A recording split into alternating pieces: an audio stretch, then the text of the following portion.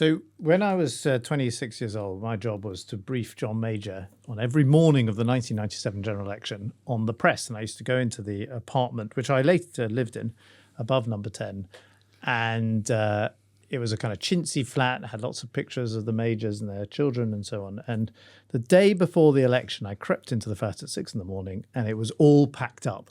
And I went, God, like, we're about to see a change of government, and this is the most brutal physical demonstration of it. And, John Major knew he was going to lose. He was actually quite cheery about it, and he'd had 7 years as Prime Minister. So when it came then to 2015, David Cameron and I decided we wouldn't back up. But Jeremy Hayward communicated a message from Ed Miliband that they wanted the Camerons out in 24 hours, packed up and gone. Now, it's not that David Cameron would ever spend the night again in Downing Street, but basically they wanted him out as quickly as possible. And the Camerons took huge offence to that. Gosh. And I don't know, maybe it's unfair and maybe it wasn't. And maybe Ed Miliband knew nothing about it. But maybe some idiot sending a stupid message. Yeah, but... he said, charitably. Yeah, anyway, so there's quite a lot of, It's quite. It's such an interesting. I won't say. I mean, moving into number 11, as Darryl asked, was fairly uneventful. Although there is this moment when your removal, the removal vans from your old house have to turn up and all your stuff is kind of taken in through the front door. But how about 2016? I mean, 2016, presumably you had no notice then. I mean, I suspected that I was not going to be Chancellor and therefore have to leave the apartment. Yeah. I didn't know I was going to be fired altogether by Theresa May. But you couldn't exactly pack up. No, I mean, think of the story if you were packing 2 days before the referendum. No, I said I didn't pack before the referendum. And when I was fired by her, I walked out of the Prime Minister's office and I was asked to leave by the back door, from the front door, and I never went back. And we had to send people in to pack up the flat. And it's a very sort of brutal transition. So I think there's a kind of interesting question. Are the Sunaks packing? Of course, the risk of packing is people find out. So you probably don't. But I bet they'll pack a couple of suitcases of clothes just in case. It's a totally brilliant question, Darryl. In fact, one of the best questions we've ever had, because we had to sort of think so hard about how to answer this.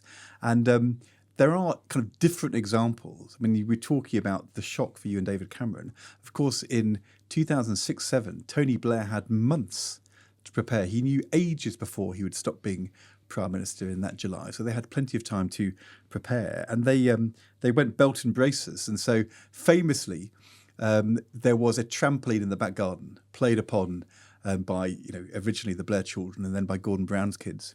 The trampoline went. Just left this big brown patch of grass all summer.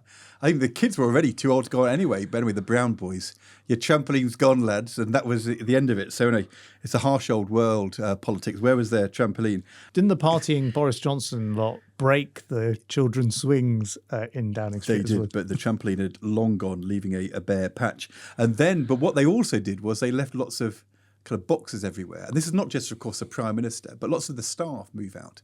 But they can't be bothered to take everything with them. So this thing went on, going around trying to find stuff. And if you look in Damien McBride's book, so he came in with Gordon Brown in 2007, and there's all these boxes lying around. So in his book, he says he went searching, and he found Tony Blair's Man of the Year GQ Award 2003 in a box, which has been on his mantelpiece ever since. I mean, he is the proud owner of Tony Blair's. Quite why Tony Blair didn't want his GQ Man of the Year Award 2003, why it wasn't a sufficiently treasured possession to go on with him to the larger houses he subsequently lived in. I have no idea. But anyway, so that was one example. There were many others of artefacts and memorabilia left in boxes, which were then smuggled off. To be honest, maybe somewhere in South London, in some press officer's back garden, is the trampoline. I mean, maybe Tony and Cherie didn't take it. Maybe it was some press officer whipped it out in the middle of the night. Who knows? Darryl, I tell you, it's a minefield you've opened up here. Yeah. We would love to know from our listeners, including our insider listeners, if you've got any other good stories about what happens during moving in and out of Downing Street over the years. I mean, we'd love them. The most famous one from when we were children was Ted Heath moving out of Downing Street in 1974, which was he unexpectedly lost that election. And his piano, he was a very good musician, and I think conducted orchestras and things, was kind of had to be manhandled out of the door of number 10 because there's no other way really out. The back door is too difficult to get furniture through. It's through too many kind of corridors and tight corners. So you have to take everything out of the number 10 door in front of the cameras. And there's the sort of famous photo of Ted Heath's piano coming out. And you always, though, hear these stories as civil servants. Love these stories. You know, the arrival of the new family. You know, this happens lots and lots of times. This is a regular occurrence. Walk in. Oh, my God. Have you seen the curtains? Have you seen what they put on the walls? Have you seen the... I mean, have you seen... Oh, my God. I mean, who were these people? What kind of taste did they have? There was quite a big refurb job when the Camerons and the Osbornes moved in. Did they? Because the flats hadn't been touched since Tony Tony Blair and John Major. Gordon Brown would not have spent any money on... He was... You know, the last thing I need to do is spend the taxpayers' money on wallpaper. Although I notice he's just accepted an honour. He has become a companion of honour, which is something that I am as well. I'm very Does that mean he's not called Sir? He's not called Sir, but he is. So are you not Sir George Osborne? No, I'm George Osborne, CH. But why aren't you Sir George Osborne? Because I'm going to inherit that. No. Oh my God. Look, you and Mark Thatcher. You are the Mark Thatcher of this generation because he inherited the baronetcy, didn't he, via Dennis?